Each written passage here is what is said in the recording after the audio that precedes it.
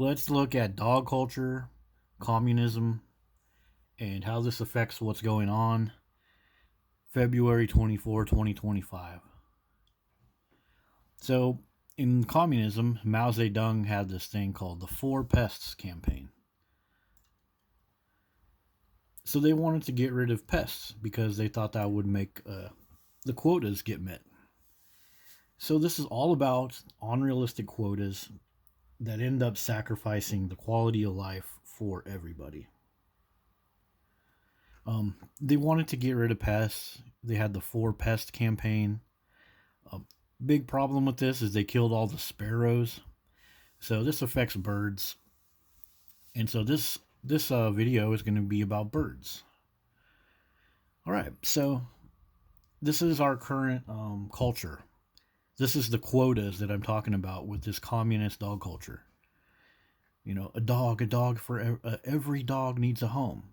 Of course, there's more and more of these 501c3 organizations. More and more celebrities dump mountains of cash into these places like this. Yet, the strays get worse. The backyard breeders get worse. Meeting this quota is not something that's actually going to get met. It's just there to make you pay for everybody else's ridiculous hobby of dog ownership. Like this. This is where our society is. Homeless kids all over the place that don't have a good bed to sleep on. But, like this little doghouse picture right here, people will see this and then they'll post it on Facebook and they'll cry abuse. They'll cry abuse for stuff like this because this is what they expect every dog to have. A couch, a plate of pizza and french fries, you know, a whole bunch of things to chew on.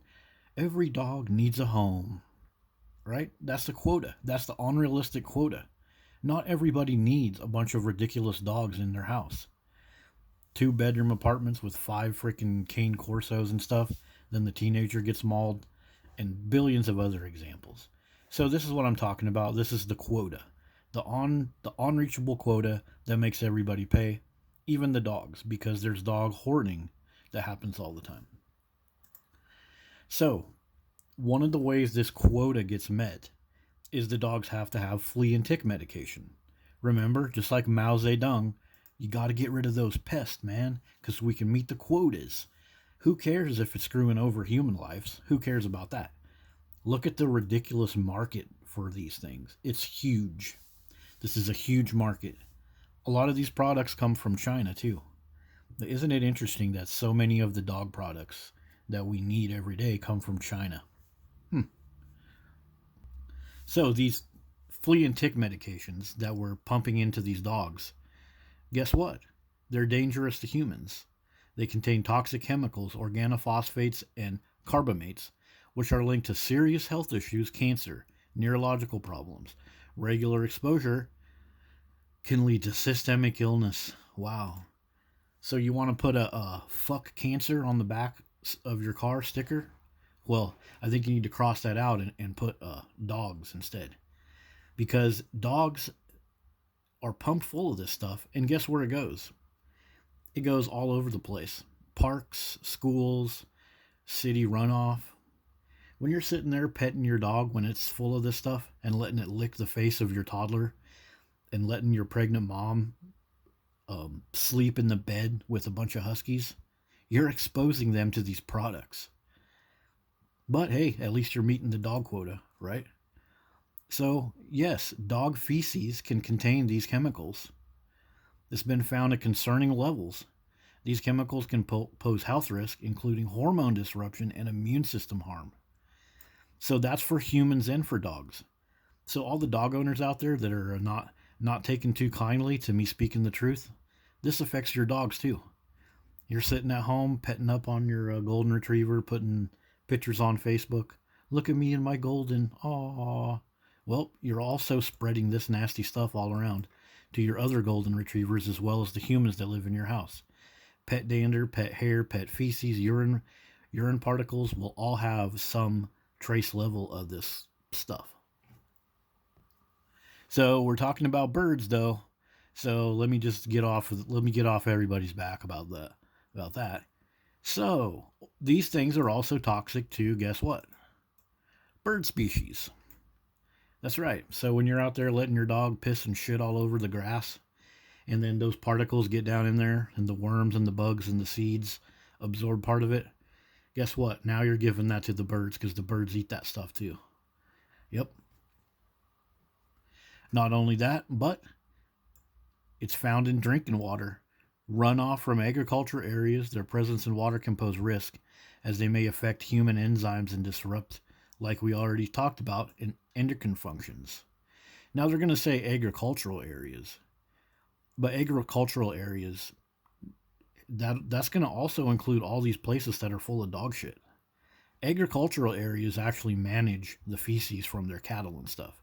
Dog owners, they don't give a shit. They'll let their dogs shit and piss anywhere. And they'll make fun of it too. They'll put a sign up on Facebook where it says no dog poop or something, and they'll let their dog chew it up. So did you know that there is a mysterious illness affecting songbirds, blue jays, and robins? Symptoms like swollen eyes and neurological issues. Oh my god. The exact cause of this illness is unknown. Well, if it was from dogs, of course, they're not going to tell you. And while we're looking at songbirds, there's another thing that's happening with these songbirds. There's a parasitic worm right here that's in the songbirds. So let me skip forward really quick. So this parasite that's in the birds, guess what? It's also in dogs. So the birds that are eating that dog poop, yeah, it's very possible that they're getting this nasty sickness from dogs. So yes, birds eat dog poop. These poor birds don't know better. They see like a seed or a chewed up bug in there or whatever. Dogs will be eating any stupid thing all the time, so you never know what the stupid dogs are shitting out. But yes, they do eat poop. And no, it's not something that they should be eating. What about pregnant women? The flea and tick medications are not supposed to be around pregnant women. So you're sleeping in the bed with your huskies, licking the dog's face, touching the dog? No. So, indoor dogs still have fleas because why? Warm and humid environments can be found indoors. Yep, warm and humid environments created by the CO2 that your dog breathes. So, songbird populations are decreasing. Habitat loss, climate change, and other threats. So there is definitely something going on with these songbirds. And they're definitely being exposed to a parasite that comes from dogs. They're eating off of the grass that dogs constantly defecate. And birds are also sometimes consuming dog feces. So now, how about this one? Right now we're having this whole bird flu scare. Well, guess what? These poor robins that are consuming all this stuff that's not supposed to be around humans, not supposed to be around pregnant moms, they consume some dog poop, and then guess what they're going to do? It's likely that they'll be around a chicken enclosure. So they're taking all this nasty sickness and neurological problems. Do you think they're going to poop near the chicken enclosure? Of course they will. Of course they will. So dog poop is easily picked up by birds. Birds eat dog poop. Birds are getting sick with illnesses that sound a lot like overexposure to flea and tick meds. And now we got chickens that are sick all over the place. What the hell's up with that? And here's something that they say to do when it comes to the chicken farm. Biosecurity measures. Well, biosecurity measures should be to tell every freaking dog owner to pick this nasty stuff up. Freaking lazy jackasses. So yeah, there you go. This pushing of the agenda of dog ownership, everybody's paying the price. The dogs with seizures, the birds with sicknesses, probably the chickens because this stuff gets spread all around and all over the place. Go ahead and look up seagulls if you got some spare time. They're one of the top consumers of dog poop. And look at some of the sickness of seagulls and see if this matches the pattern. See you guys later.